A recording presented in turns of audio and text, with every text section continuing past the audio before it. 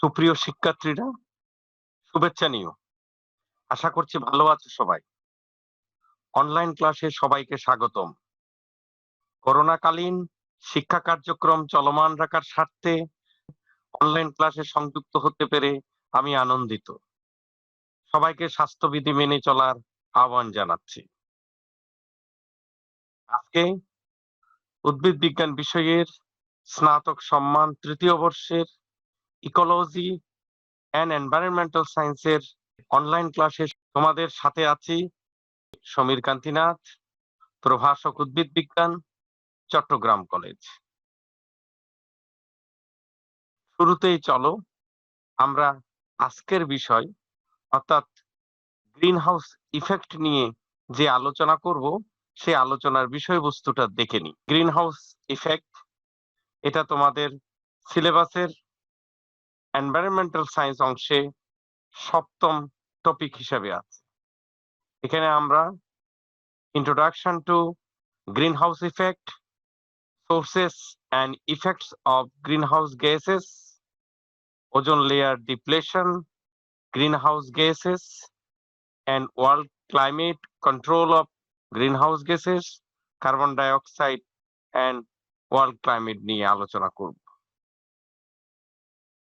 তাহলে চলো মূল আলোচনায় যাই।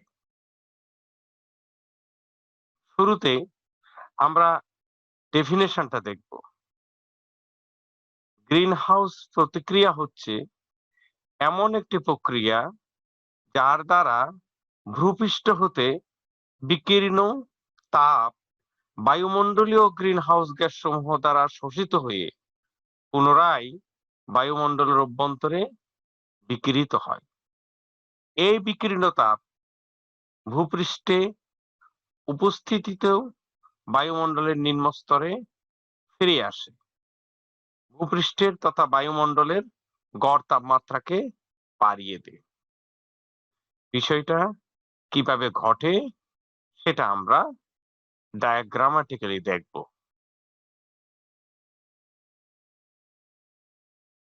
এই যে ছবিটা দেখো, সূর্য থেকে তাপমাত্রা পৃথিবীতে আসছে। পৃথিবীতে এই তাপমাত্রা কিছু তাপমাত্রা বায়ুমণ্ডল শোষণ করছে এবং কিছু তাপমাত্রা মাটি শোষণ করে নিচ্ছে। শোষণ করে নেওয়ার পর এর কিছু তাপমাত্রা আবার পৃথিবী ফিরিয়ে দিচ্ছে বায়ুমণ্ডলের বাইরে। কিন্তু কোনো কারণে যদি এই ফিরে যাওয়া তাপমাত্রাটা ফিরে যেতে না পারে, কেন পারে না? এই গ্রিন হাউস গ্যাস এই তাপমাত্রাটাকে শোষণ করে নেয়। শোষণ করে নিলে এটা পৃথিবীর ভিতরের বায়ুমণ্ডলের তাপমাত্রা বেড়ে যায়। এই ঘটনাটাকেই বলা হয় গ্রিন হাউস ইফেক্ট বা গ্রিন হাউস প্রভাব।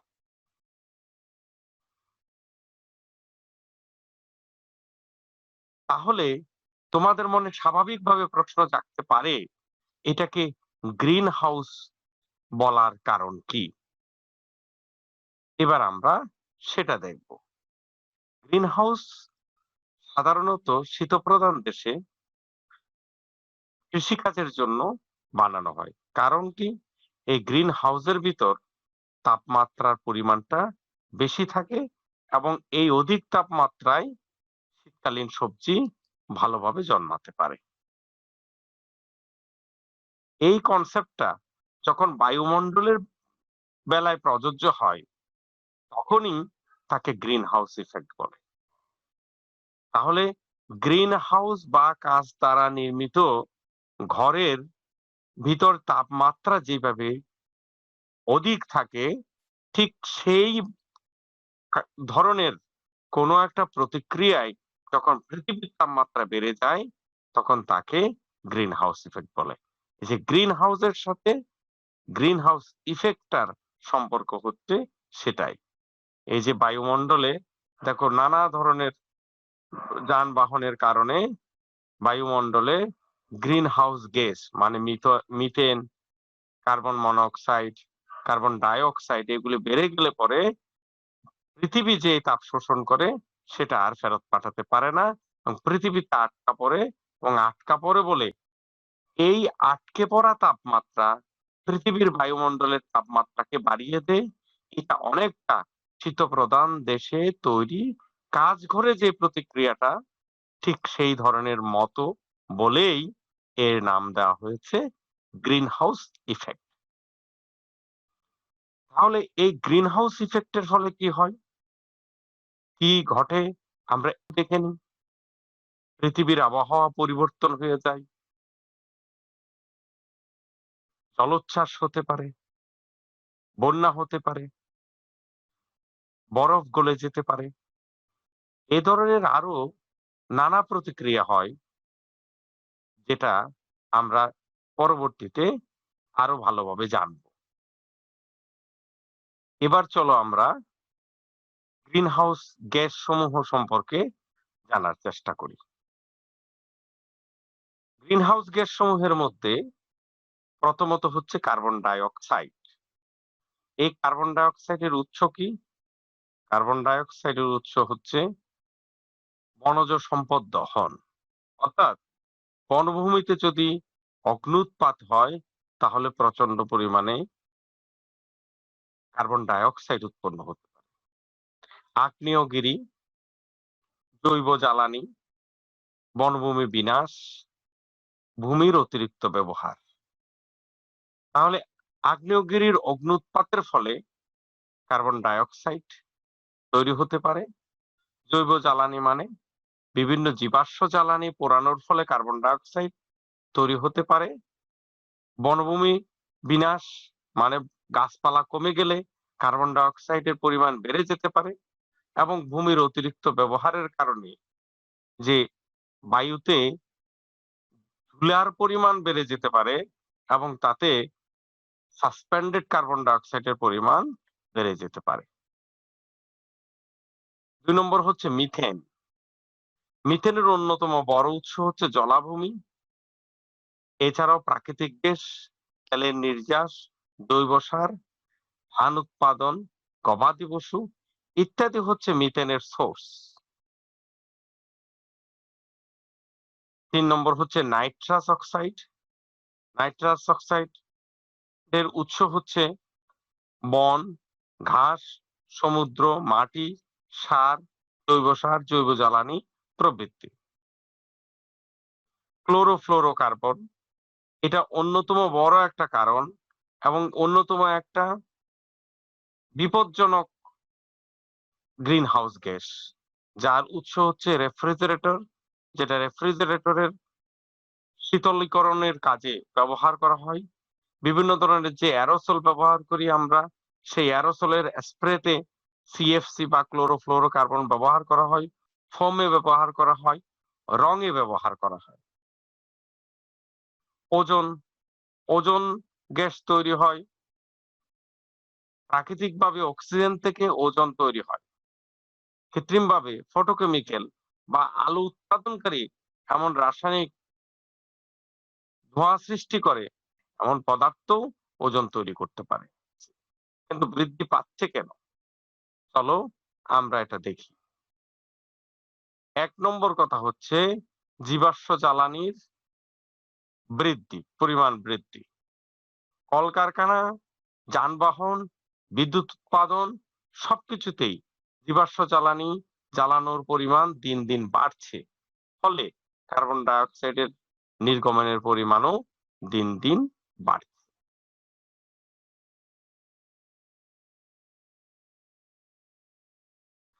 রাসায়নিক সারের বৃদ্ধি। কৃষিতে নাইট্রোজেন সার যেমন ইউরিয়া ব্যবহারের ফলে বাড়ছে নাইট্রোজেন অক্সাইড বা নাইট্রাস অক্সাইড গ্যাসের পরিমাণ।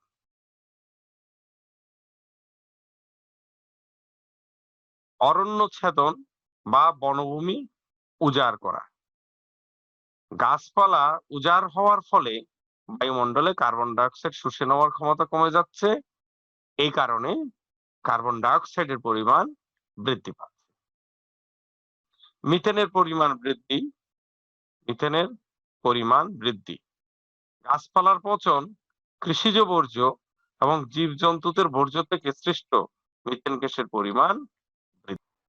তাহলে প্রিয় শিক্ষার্থীরা, এই যে আমরা দেখলাম যে গ্রিন হাউস গ্যাস কিভাবে গ্রিন হাউস ইফেক্ট তৈরি করে, কিন্তু এই গ্রিন হাউস ইফেক্ট তৈরির জন্য সবচেয়ে বড় দায়ী সিএফসি, যেটা ওজোন লেয়ারকে ধ্বংস করছে, অর্থাৎ ওজোন লেয়ারে ক্ষত সৃষ্টি করছে বা ফুটো সৃষ্টি করছে। যেই ফুটোর কারণে সূর্যের ক্ষতিকারক আল্ট্রাভায়োলেট রে বা অতিবেগুনি রশ্মি বিপুল পরিমাণে পৃথিবীতে চলে আসছে এবং পৃথিবীর তাপমাত্রা বৃদ্ধি করছে। কারণ আমরা জানি ক্ষুদ্র তরঙ্গ দৈর্ঘ্যের আলোক রশ্মি তাপ বিকিরণ করার ক্ষমতা বেশি থাকে। তাহলে কিভাবে এই ঘটনাটা ঘটছে? এই যে আমাদের বায়ুমণ্ডল, এই যে বায়ুমণ্ডলকে প্রতিনিয়ত সূর্য তাপ দিয়ে যাচ্ছে এবং সূর্যের তাপে পৃথিবী উত্তপ্ত হচ্ছে, পৃথিবীও কিছু তাপ নির্গমন করছে। এই বায়ুমণ্ডলকে বেষ্টন করে বিভিন্ন স্তর আছে, তার মধ্যে অন্যতম হচ্ছে স্ট্রাটোস্ফিয়ার। স্ট্রাটোস্ফিয়ারের মধ্যেই ওজোন স্তর। এই ওজোন স্তর সূর্য থেকে পৃথিবীতে আসা অতিবেগুনি রশ্মির ফিল্টার বা প্রতিবন্ধক হিসেবে কাজ করে।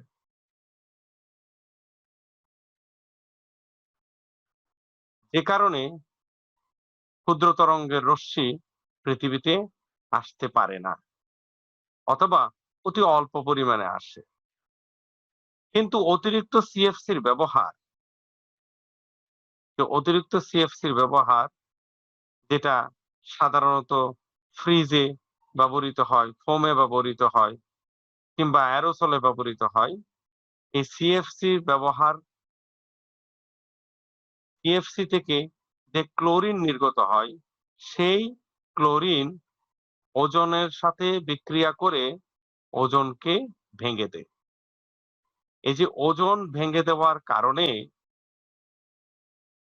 পৃথিবীর মেরু অঞ্চলে যে ওজোন স্তরটা ছিল, সেই ওজোন স্তরে ফাটল তৈরি হয়েছে, বা ওই মেরু অঞ্চল বরাবর ওজোন লেয়ারটা অত্যন্ত পাতলা হয়ে গেছে। এই পাতলা হয়ে যাওয়ার কারণে সূর্যের অতিবেগুনি রশ্মি পৃথিবীতে সহজে চলে আসতে পারছে, এবং এই চলে আসার পেছনে, অথবা ওজোন স্তরের এই ক্ষতির পেছনে মূলত ইন্ডাস্ট্রিয়ালি উন্নত দেশগুলোর অতিরিক্ত সিএফসির ব্যবহার দায়ী, যেটা জাতিসংঘে ইতোমধ্যে সিএফসির ব্যবহার বন্ধ করার প্রস্তাব পাশ করেছে। 2017 সালে এই ওজোন স্তর বিনাশকারী সিএফসির ব্যবহার কমিয়ে আনার ব্যাপারে এটা সর্বসম্মত সিদ্ধান্ত হয়।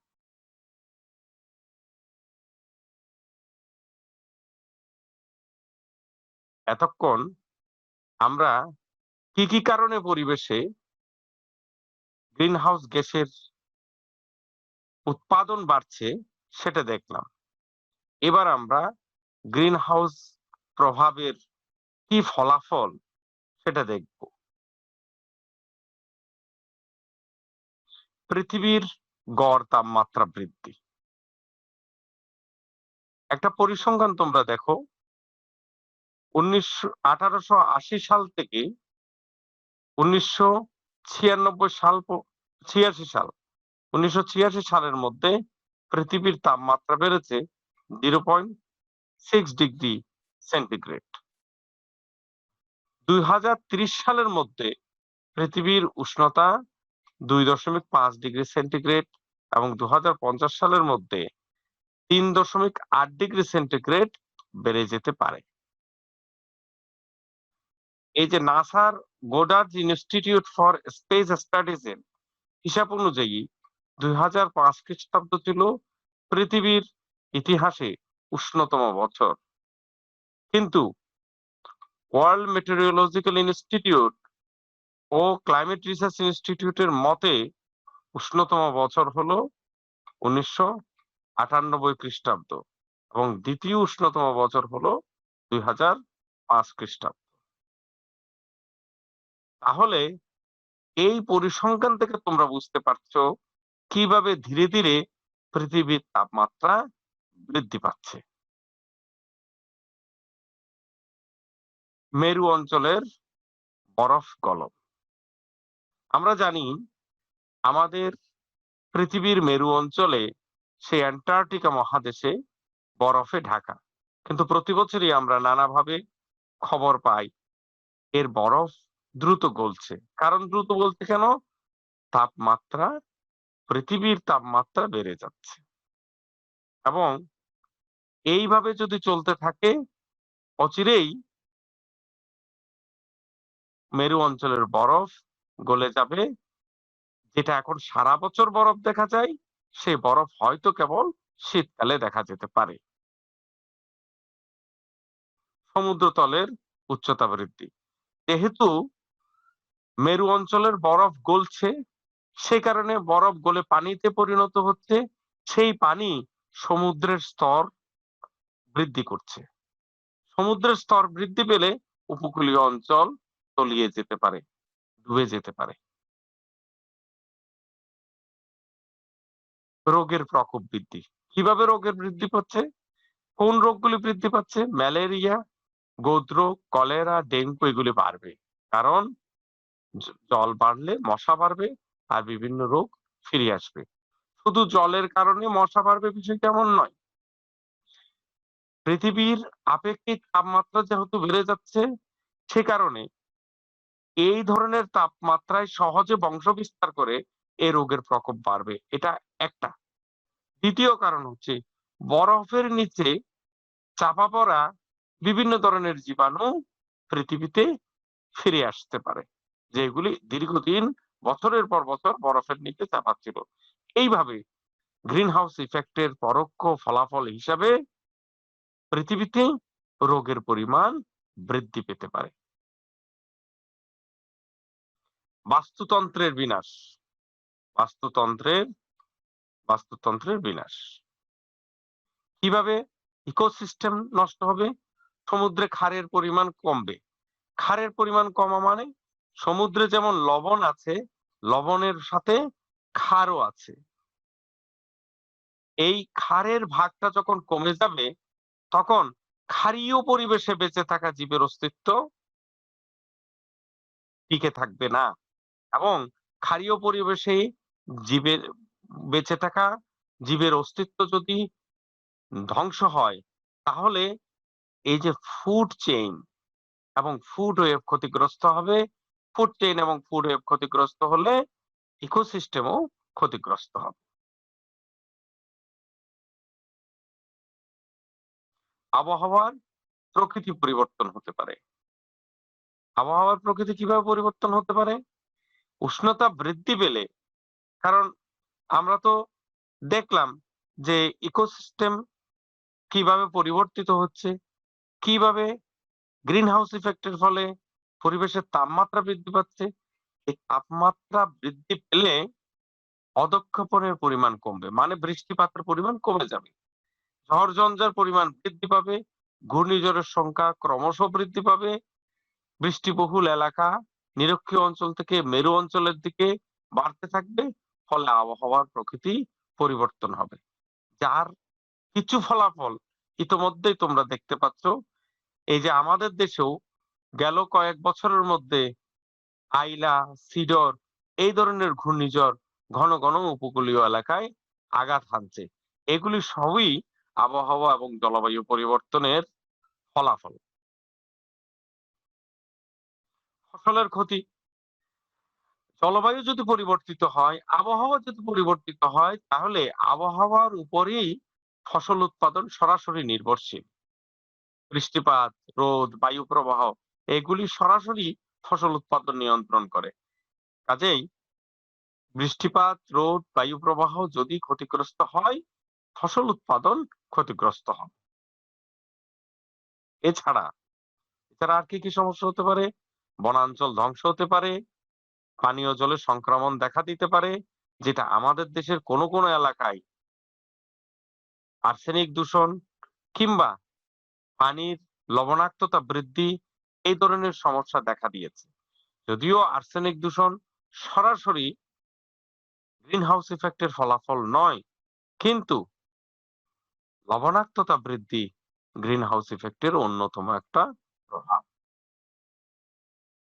বন্য জন্তুর সংখ্যা হ্রাস পেতে পারে। বন্য জন্তুর ইকোসিস্টেমে যদি প্রভাব পড়ে, তাহলে খাদ্য খাদকের সম্পর্ক নষ্ট হলে বন্য জন্তুর সংখ্যা হ্রাস পেতে পারে। মানুষের আবাসস্থলের সংকট হতে পারে।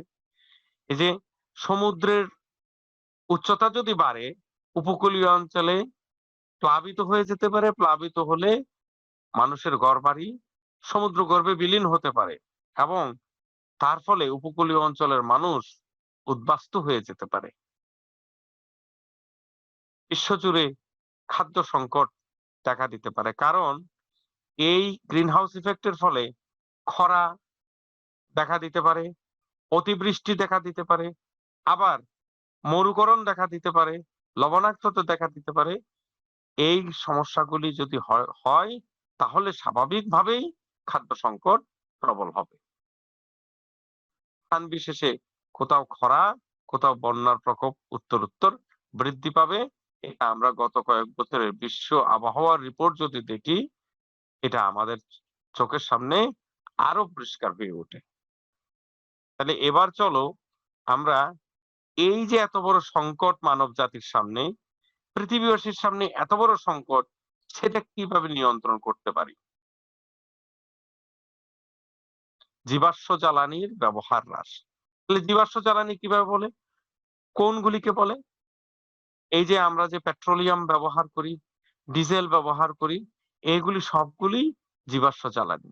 এই জীবাশ্ম জ্বালানি পোড়ানোর ফলে কম্বাস্টিং গ্যাস, যেমন carbon die oxide, carbon monoxide, এগুলি উৎপন্ন হয়। আর এগুলি হচ্ছে green house gas. Green house gas উৎপন্ন হয় এমন জ্বালানি ব্যবহার কমাতে হবে। তার মধ্যে ১ নম্বর হচ্ছে জীবাশ্ম জ্বালানি। দ্বিতীয়ত, রাসায়নিক সারের ব্যবহার হ্রাস করতে হবে। আমরা জানি নাইট্রাস অক্সাইড এক ধরনের গ্রিন হাউস গ্যাস। তাহলে এই নাইট্রাস অক্সাইড উৎপন্ন হয়, নাইট্রাস অক্সাইড উৎপন্ন হয় রাসায়নিক সার যেমন ইউরিয়া ব্যবহারের ফলে। কাজেই কৃষিকাজে ইউরিয়ার বিকল্প সার আমাদের ব্যবহার করতে হবে, জৈব সার ব্যবহার করতে হবে, প্রয়োজনে বায়ো অর্গানিক ফার্টিলাইজার ব্যবহার করতে হবে। যেটা করলে আমরা প্রকৃতিতে নাইট্রাস অক্সাইডের উৎপাদন কমাইয়ে ফেলতে পারবো। মিথেন নির্গমনের পরিমাণ হ্রাস করতে হবে। মিথেন কিভাবে নির্গত হয়? যদি পচা আবর্জনা দীর্ঘদিন পড়ে থাকে, ওখানে মিথেন উৎপন্ন হতে পারে। জীব জীবজন্তুদের বর্জ্য পদার্থ থেকে মিথেন উৎপন্ন হতে পারে। কিন্তু এই মিথেন উৎপাদনগুলি প্রাকৃতিকভাবে যেগুলো উৎপাদিত হয়, সেগুলিকে যদি আমরা প্রক্রিয়াজাত করতে পারি এবং প্রক্রিয়াজাত করার মাধ্যমে যদি ব্যবহারের মাধ্যমে নেট ইমিশন বা প্রকৃতিতে ছড়িয়ে পড়া কমাতে পারি, তাহলে বায়ুমণ্ডল বা ওজোন স্তর অনেক বসবাস উপযোগী থাকবে। অচিরাচরিত শক্তির ব্যবহার করতে হবে। অচিরাচরিত শক্তি কোনগুলি? যেই শক্তিগুলি রিনিউয়েবল, যে প্রাকৃতিক যেই শক্তিগুলো আবার আমরা ফুরিয়ে গেলে নতুন করে ব্যবহার করতে পারি এবং এক অর্থে এটা সরাসরি ফুরিয়ে যাওয়ার মতো নয়। যেমন সূর্যালো, যেমন বাতাস, এই শক্তিগুলিকে ব্যবহার করতে পারি। তাহলে আমরা সোলার এনার্জি ব্যবহার করতে পারি, বায়ু শক্তি ব্যবহার করতে পারি, জলবিদ্যুৎ ব্যবহার করতে পারি, বায়োগ্যাস ব্যবহার করতে পারি, জোয়ার ভাটার শক্তিকে কাজে লাগাতে পারি, পৃথিবীর যে তাপমাত্রা, সেই ভূতাপীয় শক্তি যেটা বলে সেটাকে ব্যবহার করতে পারি। আবর্জনা থেকে প্রাপ্ত গ্যাস এগুলিকে ব্যবহার করতে পারি। এগুলি হচ্ছে অচিরাচরিত শক্তি বা রিনিউয়েবল এনার্জি। এগুলি ব্যবহার করে আমরা ওজোন স্তর বিনষ্টকারী গ্যাসের পরিমাণ কমায় ফেলতে পারি। ই-ওয়েস্ট বা ইলেকট্রনিক বর্জ্য, ইলেকট্রনিক বর্জ্য আমরা বন্ধ করতে পারি। ইলেকট্রনিক বর্জ্য বন্ধ মানে আমাদের দেশে কোনো সময় বিদেশ থেকে ব্যবহৃত বিভিন্ন ধরনের ইলেকট্রনিক সামগ্রী আসে এবং যেগুলি থেকে নানা ধরনের যে বিশেষ করে এগুলির ব্যাটারি, লিথিয়াম আয়ন ব্যাটারি কিংবা সীসার ব্যাটারি, সীসাযুক্ত ব্যাটারি পরিবেশের মারাত্মক ক্ষতি করতে পারে। কাজেই এইগুলিকে বলা হয় ই-ওয়েস্ট বা ইলেকট্রনিক বর্জ্য। এইগুলির ব্যবহার আমরা কমাতে পারি এবং যে বর্জ্যগুলি উৎপন্ন হয় সেগুলি যথাযথ প্রক্রিয়ায় আমরা রিসাইকেল যদি করতে পারি তাহলে গ্রিন হাউস গ্যাস উৎপাদন কিছুটা কমে যেতে পারে। পরিকল্পিত বনায়ন করতে পারি। পরিকল্পিত বনায়নের মাধ্যমে আমাদের বায়ুমণ্ডলে অক্সিজেনের পরিমাণ বৃদ্ধি করতে পারি, কার্বন ডাই অক্সাইডের পরিমাণ কমিয়ে আনতে পারি এবং বায়ুমণ্ডলটা অনেক বেশি মানুষের বসবাস উপযোগী থাকতে পারে। শক্তি সাশ্রয়ী আবাসন আমরা ব্যবহার করতে পারি, যেটা বলা হয় এনার্জি এফিশিয়েন্ট ঘর বাড়ি, যেখানে কম শক্তি ব্যবহার করে অধিক পরিমাণ কর্মদক্ষতা সম্পন্ন বিদ্যুৎ, বৈদ্যুতিক বাল্ব কিংবা অন্যান্য জিনিস আমরা ব্যবহার করতে পারি। বিকল্প পরিবেশ বান্ধব দ্রব্য ব্যবহার করতে হবে।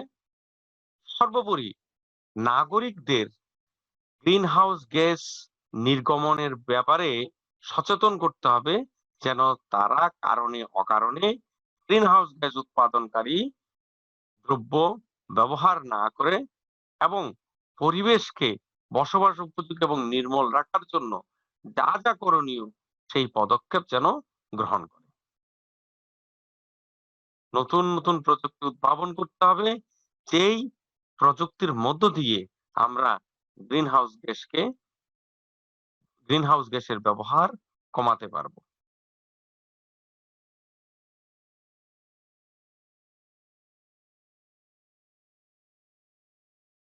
আশা করছি আজকের আলোচনা থেকে তোমরা গ্রিন হাউস ইফেক্ট কি, কেন গ্রিন হাউস নামকরণ করা হয়েছে, গ্রিন হাউস গ্যাস কোনগুলো, গ্রিন হাউস গ্যাসের উৎস কি, গ্রিন হাউস গ্যাসের ক্ষতিকর প্রভাব এবং কিভাবে আমরা গ্রিন হাউস ইফেক্টের হাত থেকে আমাদের প্রকৃতিকে রক্ষা করতে পারবো, এ সম্পর্কে তোমাদের একটা ভালো ধারণা তৈরি হয়েছে। আজ এ পর্যন্ত। সবাই ভালো থেকো, সুস্থ থেকো। ধন্যবাদ সবাইকে।